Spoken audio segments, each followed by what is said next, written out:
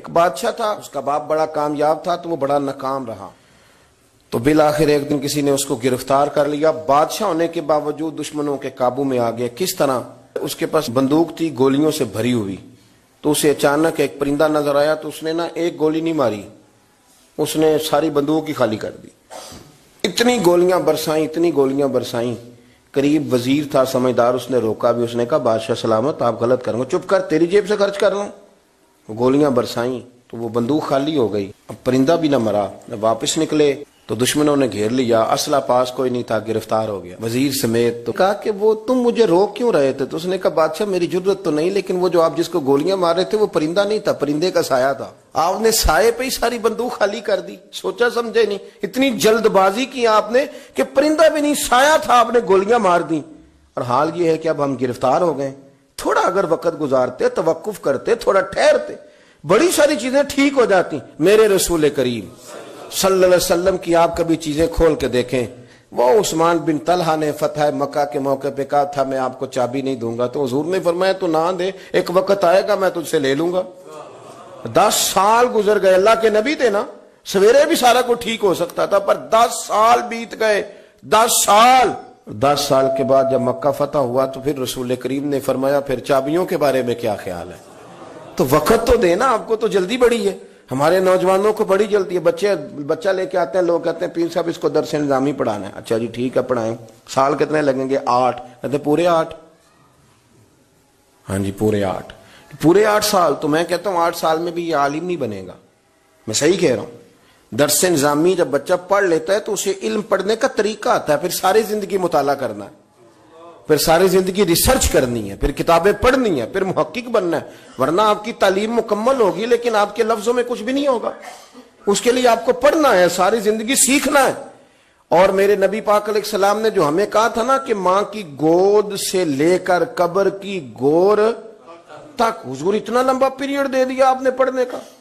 ہمارے ہاں تو جو بندہ 6 مسئلے کل سن لیتا ہے مفتی اعظم ہو جاتا ہے، اگر 2-4 اردو کی کتابیں بھی وہ سیدھی پڑھ گیا تو پھر وہ کہتا ہے مولویوں کی پتا ہوئے، تو میں نو پتا ہے سارا، سیدھی پڑھنے لگ گیا نا، ذرا صحیح لائن پوری پڑھ لیتا ہے تو اب کہتا ہے مولویوں چھوڑیں آپ، یہ جلد بازی ہے، اس سے آپ کی طبیعت تکلیف، زندگی میں ٹھہراؤ پیدا کریں، تھوڑا روکیں۔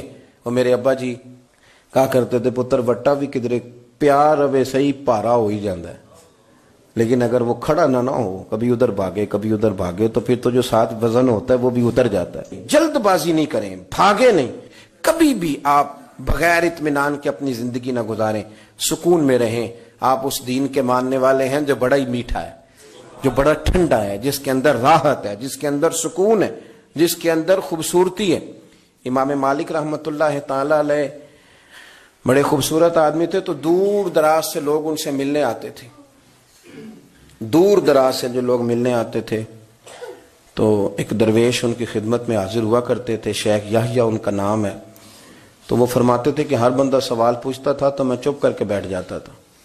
مجھے کسی نے کہا کہ آپ کیوں نہیں کوئی بات پوچھتے؟ تو میں نے کہا مجھے مزہ لینا ہے اپنے شیخ کا۔ کہا وہ کس طرح؟ کہنے لگے دیکھنا وہ خود پوچھیں گے کیسے آئے ہو، کہاں سے آئے ہو، کوئی بات تو نہیں کرنی۔ تو کہتے ہیں یہ تو مزہ تب آئے گا نا جب چپ کر کے بیٹھیں گے۔ کیا کہا تھا کسی نے؟ چپ کر سن تے موتی مل سن، تے ذکر کریں تے جے پاگلا وانگو رولا پاویں، نہ موتی نہ ہیرے۔ تو ہم تو شور سے چیزوں کو جیتنا چاہتے ہیں، تو شور سے چیزیں جیتی جا سکتی، جتنی طلاقیں ہوتی ہیں جلد بازی کی وجہ سے ہوتی ہیں۔ اگر تھوڑا اطمینان ہو جائے، تھوڑا سوچیں، تھوڑا پرکھیں، آزمائش میں نہ پڑیں۔ قتل کیوں ہوتا ہے؟ غصہ بڑا تھا، میں نے اپنے ہاتھوں سے سزا دینی تھی، میں نے یہ انتظار ہی نہیں کیا کہ رب بھی تو سزائیں دیتا ہے نا، قیامت کو بھی تو عدالت لگنی ہے نا۔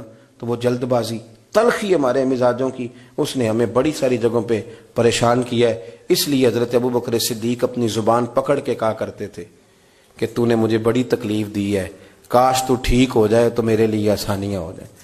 تو جلدی کرتی ہے بات کرنے میں، تو اذیت دیتی ہے تو میں بھی اذیت میں آ جاتا ہوں۔ ورتل القرآن ترتیلا، یارو ذرا ٹھہرو، ذرا رکو، ذرا سجدہ کرو تو ذرا خوش ہو کے کرو، درود شریف پڑھو تو پھر کیا ضرورت ہے تیزی سے صلی اللہ تعالی وسلم کہہ کے گزرنے کی، ذرا سکون سے پڑھو، سوچ کے پڑھو کہ کس کی بارگاہ میں سلام عرض کر رہے ہو، ذرا رک کے پڑھو، جب ذکر کرو تو ذرا اس کا ذائقہ لو، جب بات سنو تو اس کا لطف لو، جلد بازی آپ کو پریشان کرے گی، خراب کرے گی، چیزیں بگڑ جائیں گی۔ اللہ ہمیں اپنے محبوب کا صدقہ اطمینان قلبی عطا کرے۔